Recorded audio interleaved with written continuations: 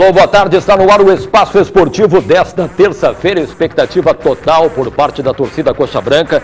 Amanhã, 9h50 da noite, decisão da Copa do Brasil contra o Vasco da Gama. E aí, Marcos Aurélio, será que vai para o jogo?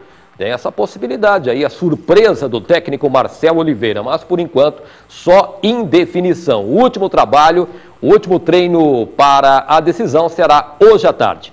E o Atlético trabalha pensando no Flamengo, o Atlético que em 3 jogos sofreu 3 derrotas, precisa da reabilitação, o mesmo valendo para o Paraná. E aí, quem deve ser o novo técnico do Tricolor? Você pode mandar mensagens aqui para o nosso mural. Fala, Juninho, e aí? Boa tarde, Crispim. Semana tarde, Flamengo. Amigos. Vamos para cima do Flamengo aí no próximo final de semana, né? Vamos tentar a primeira vitória. Tá lamentável, os jogadores devem estar fazendo uma excelente campanha no Atlético para estar de folga de sábado até hoje, né? Então, algumas coisas que eu não entendo no futebol, principalmente no futebol do Atlético, depois a gente vai falar mais sobre isso. Então tá legal. E aí, Percy, coração batendo, não? Tudo forte bom? Pra caramba. Tudo bom, Crispim, Juninho, Fumaça, amigos em casa. Cara, expectativa, a gente trabalhou aí, né, toda uma temporada, aí, praticamente 16, 17 meses, para buscar esse momento glorioso aí na nossa história, né? Vai ser um jogo difícil, vai ser uma grande decisão, né? A gente respeita muito a equipe adversária, mas no alto da glória, com a força da nossa torcida, cara, não pode ser diferente. O Curitiba tem que ser campeão. Legal. Antônio Carlos Ribas, o Fumaça, e aí? Bom, Crispim. E esse treinador do Paraná, sai ou não sai? Deve sair hoje, né? Não, deve sair mesmo, porque não tem muito tempo, né, Crispim? Tem alguma ideia, não? Olha, eu gostaria muito, mas muito mesmo, que fosse o Wagner Benazzi. O Wagner Benazzi, apesar de não ser um treinador barato, mas o trabalho que o Benazzi realizou em várias equipes, principalmente no interior de São Paulo, trazendo de divisões inferiores para a elite, tanto no Campeonato Paulista quanto no Campeonato Brasileiro, é um trabalho fantástico. Eu torço muito para que seja o Benazzi. Acho que até não é. Eu não sei se o Paraná teria, né? Recurso financeiro, bala na agulha para isso, mas eu gostaria muito que fosse o Benazzi, sim. Ô, Fumaça, mas e aí? Quais seriam as outras opções? Eu acho que dentro da realidade financeira do Paraná Clube, Crispim, acho que o Barbieri, né? Barbieri. O último campeão, né? É, o último campeão, exatamente, 2006, né? O último título do Paraná Clube, o Barbieri, que aliás, na época, fez um trabalho muito bom no Paraná Clube. Eu acho que dos nomes que estariam dentro de uma realidade financeira do Paraná Clube, o Barbieri. Acho que ele é o primeiro nome da lista. Eu, particularmente, acho que o Gilberto Pereira não é técnico ainda a nível de um time grande da capital, fez ótimos trabalhos no interior, mas não é. E o Edson Neguinho, que eu gosto muito como pessoa, como ser humano, é um ótimo profissional, mas também acho que ainda não é a hora do Neguinho assumir uma responsabilidade como essa. Eu acho que, se for em termos da realidade financeira do Paraná Clube, o Barbieri largaria na frente, mesmo porque é o que tudo indica, está desempregado. Se for para investir um pouquinho mais, o Paraná tiver um pouquinho mais de bala na agulha, eu acho que o Wagner Benazzi dificilmente vai sair disso, Cristiano. Legal. Mas ainda falando do Paraná, o Irapitan Costa está com o Paulo César Silva, diretor do Paraná. E aí, Pitã, será que sai hoje ainda o nome do novo treinador do Paraná? Paulão, você acredita que até a tarde o Paraná já terá um novo treinador para a sequência da Série B? Acredito que sim, porque só estamos aguardando o pódio do Aramis, né, que é o presidente, e o Guto já definimos o nome, agora a necessidade que o presidente também concorde, porque nós trabalhamos em conjunto.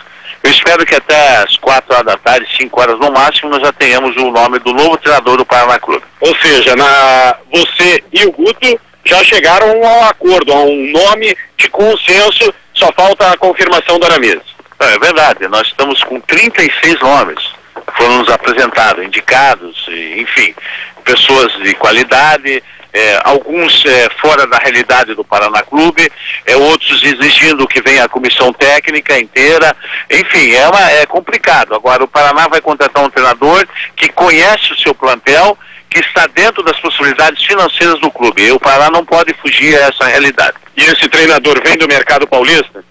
É um treinador que está no Brasil. Ele está no Brasil. Apesar de nós estarmos abaixo de chuva aqui, você é fereira, tá?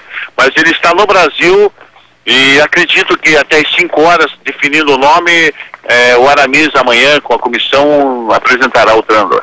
E a gente fica naquela situação, é esperar. Legal, não tem outra alternativa não. O Fumaça, parece que descartados. Neguinho, o Gilberto Pereira, que hoje está lá no Cascavel, Luiz Carlos Martins, que acertou com o São Bernardo, Wagner Benazzi também não vem, o mesmo acontecendo com o Vadão, que é muito caro. Então Quem será, hein? Pois é, quando eu falo assim, já definimos o nome, dá um arrepio até no torcedor paranista, viu? Porque ultimamente, te contar uma coisa, viu, Crispim? O Ricardo Pinto, eu acho que eu confiava muito, acreditava que o Ricardo Pinto ia fazer um ótimo trabalho.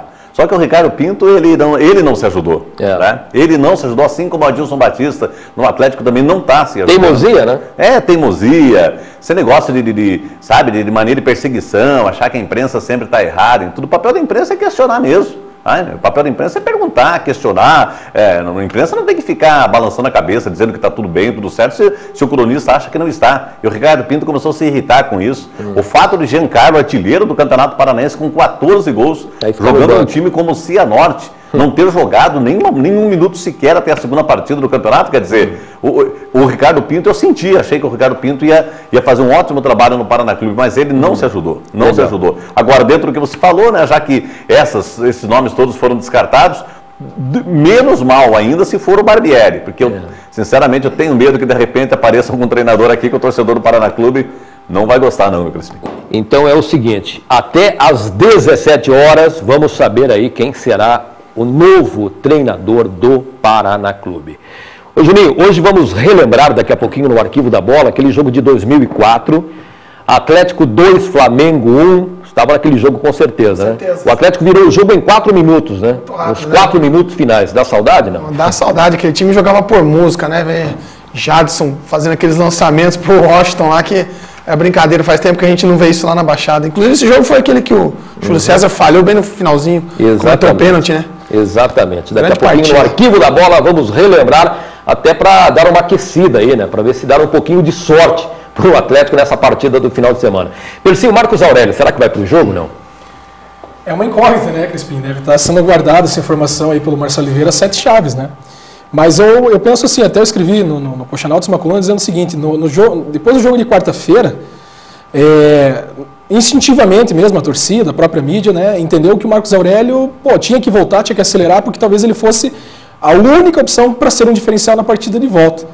Veio a partida de domingo, né, o Coritiba com o time reserva, o Tinho, o Maranhão jogaram muita bola, o Jair, esse jovem volante das categorias de base, o menino jogou muito também, já é a segunda partida muito boa dele, né, o Marcos Paulo jogou bem também, por incrível que pareça.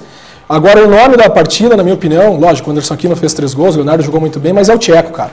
Eu acho assim, o Tcheco, então o Curitiba ganhou muitas opções, e eu acho que o Tcheco é o jogador que não pode ficar fora dessa final. Primeiro, pela experiência dele, a gente estava conversando aqui fora, né, me preocupa muito a questão da arbitragem, depois eu vou falar um pouco mais sobre isso, mas o Tcheco é o tipo do jogador que, se o Diego Souza, o Felipe quiser, o Alexandre quiserem chegar no árbitro e fazer pressão, o Tcheco vai junto. O Tcheco não vai deixar acontecer aqui no Couto Pereira. Será, Percy? Com certeza. A gente fala tanto do Paulo Baier, da condição mas o Tcheco, do Paulo Baier no Atlético. Não, mas o Tcheco tem espaço, cara. O Tcheco, ele jogou muito bem, ele cadenciou muito bem o jogo, acelerou quando precisava, e mais do que isso. Não, mas aí é que tá, né, Percy? É que o Coritiba fez um gol cedo demais, aí dá para cadenciar. Mas pode acontecer também. Agora, contra o Vasco, já entra no desespero. Mas eu acho de qualquer maneira, tem que ir para cima, tem que ter energia. Mas eu acho, Crispim, que também... Eu sou mais o Everton Ribeiro. Eu já não, cara, porque o Crispim...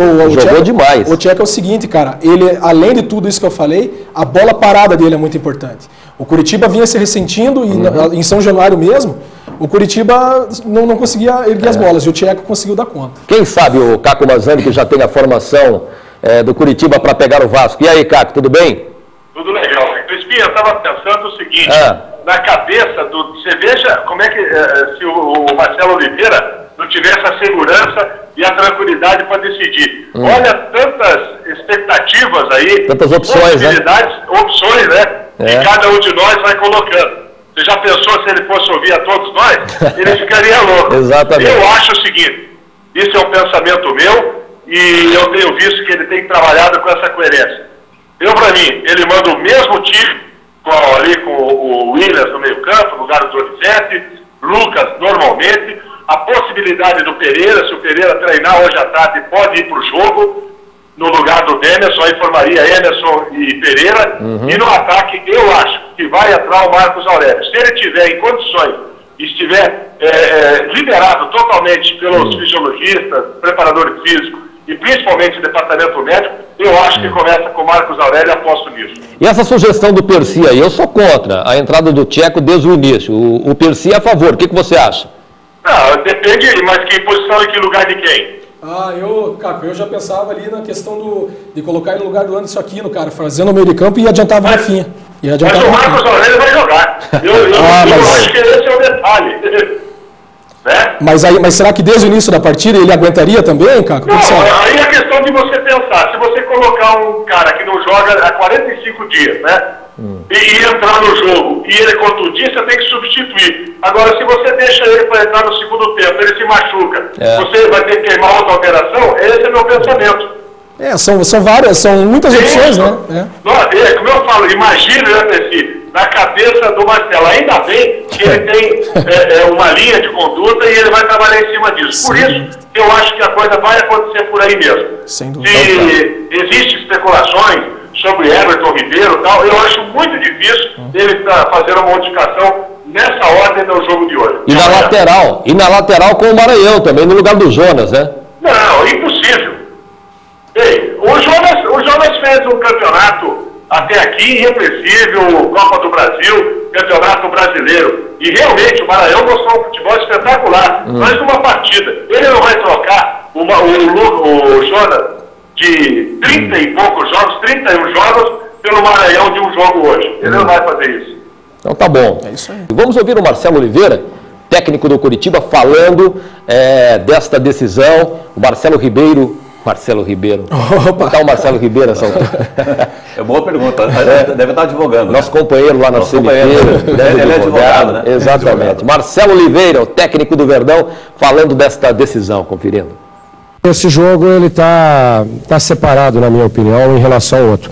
Naturalmente que vitórias são vitórias, elas proporcionam tranquilidade, confiança, fortalecem. Nós construímos esse caminho, a gente vai buscar o resultado com equilíbrio, mas com uma determinação intensa. Legal, tirar uma febre aqui. Você está apostando no Curitiba, Juninho, como atleticano? Eu estava só ouvindo aqui, mas eu sabia que ia chegar a minha hora de me manifestar aqui. Tem alguns adendos aqui. A torcida do Curitiba, eu acho que, assim, para ser bem sincero, o Curitiba tem time para ganhar do Vasco no campo. Isso aí a gente não tem dúvida, não sou idiota em falar ao contrário, né? Mas pare de se preocupar com a arbitragem. O jogo foi 5-1, domingo estão reclamando de arbitragem ainda. Eu acho um tremendo absurdo isso. E questão da torcida também em São Januário, lá, né? O Percy que ressaltou da torcida do Vasco, que só ouvia os 1.700 torcedores do Curitiba que estavam presentes lá. Realmente, a torcida do Curitiba estava em grande número, mas a gente que acompanha e conhece futebol sabe, a rede que transmite esses jogos aí tem o costume de colocar microfones em frente às torcidas. Não que a torcida do Curitiba não tenha sido vibrante lá, mas não tem como a torcida com 1.700 integrantes calar os outros 20 mil lá.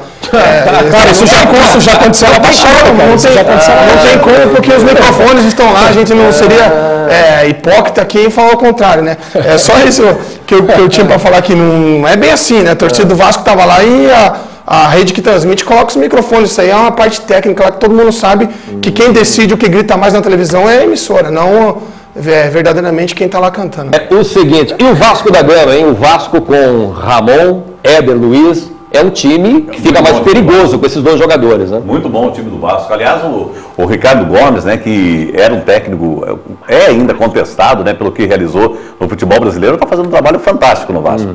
Pegou o time do Vasco completamente desmontado, emocionalmente, tecnicamente, taticamente, e está fazendo um ótimo trabalho. O time do Vasco é muito bom, está longe de ser uma maravilha, mas dentro do atual padrão do futebol brasileiro, o time do Vasco é muito bom, viu, Crispim? O Vasco que chegou ontem pela manhã, o time titular, né? E à tarde treinou no Ecoestádio Janguitão, o estádio do Corinthians Paranaense, aqui em Curitiba.